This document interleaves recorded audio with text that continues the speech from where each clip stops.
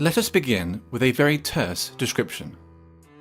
Cultural Marxism is a broad term which refers to the advocacy and application of critical theory, and more generally to the cultural, political, and academic influence of certain elements within the contemporary left. The roots of cultural Marxism are to be found in what is commonly known as the Frankfurt School. The term arose informally to describe the thinkers affiliated or merely associated with the Frankfurt Institute for Social Research at the Goethe University in Frankfurt, Germany during the interwar period.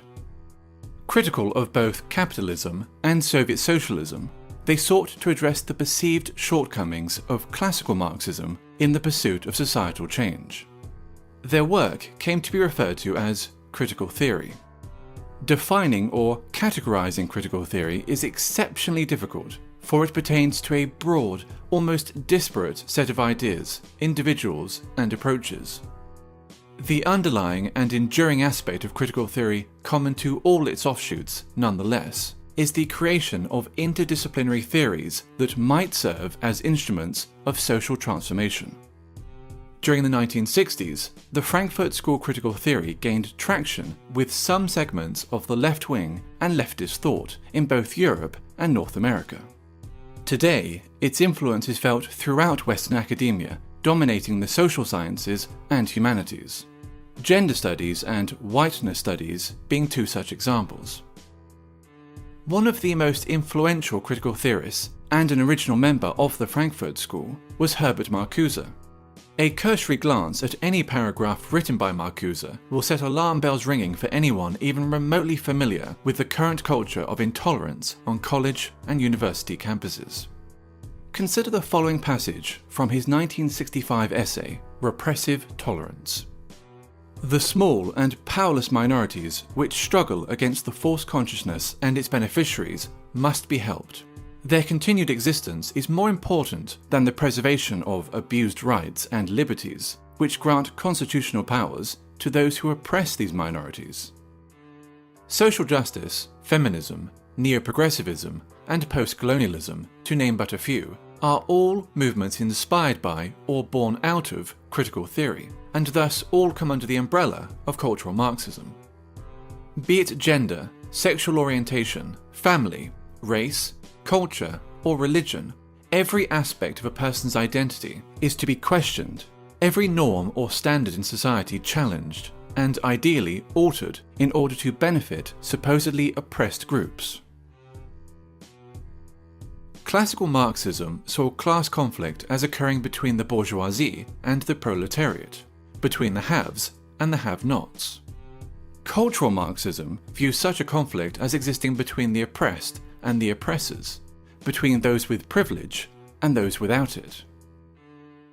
The working class has been replaced by minorities.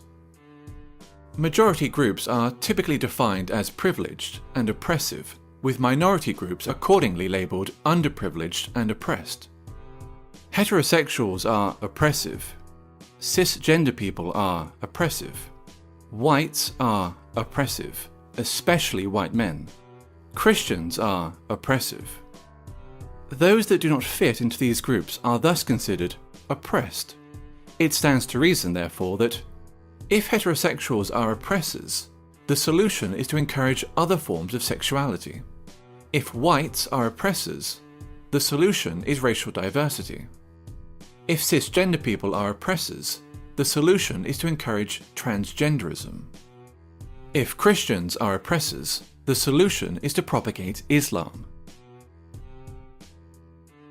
Theodor Adorno, another original member of the Frankfurt School, wrote a book entitled The Authoritarian Personality, in which he defines parenthood, pride in one's family, Christianity, adherence to traditional gender roles and attitudes towards sex, and the love of one's own country as pathological phenomena.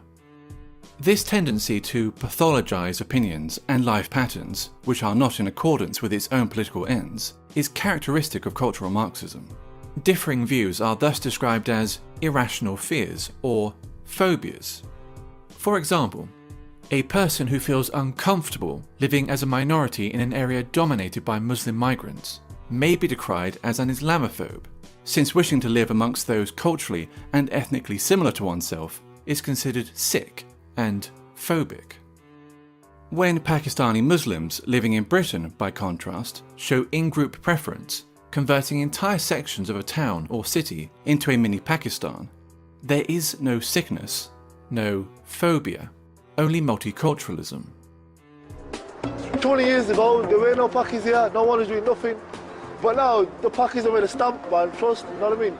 Now, think 20 years ahead, boy, fuck knows, man, this is going to be Pakistan. Or England, it's going to be Pakistan, man. They're all fucking shipping over. A popular and propagandist manifestation of cultural Marxism is political correctness, in which media channels and social scientists make it a mandatory exercise to do the following. Question common language. Illegal immigrants, for example, are to be referred to as undocumented migrants, while ethnic discrimination is referred to as affirmative action. Their ambition to define and redefine words can be seen as a means of controlling the discourse and altering cultural norms. Racism and sexism have been redefined as a product of prejudice plus power, which leads to such ridiculous statements as, "There's no such thing as sexism against men," and "I, an ethnic minority woman, cannot be racist or sexist towards white men." Maintain an unwaveringly favourable view of groups which are marked as being oppressed.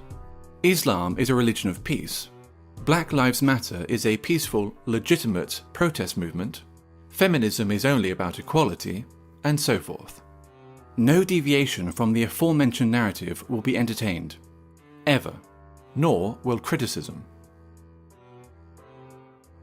While communism, as Marx envisioned it, offered the resolution of class conflict in a utopian social system, all that cultural Marxism offers is a desolate form of eternal warfare between ever more narrowly defined groups of offended minorities. The only meaningful consequence that its wide application could possibly ever have is the marginalization of traditional European culture.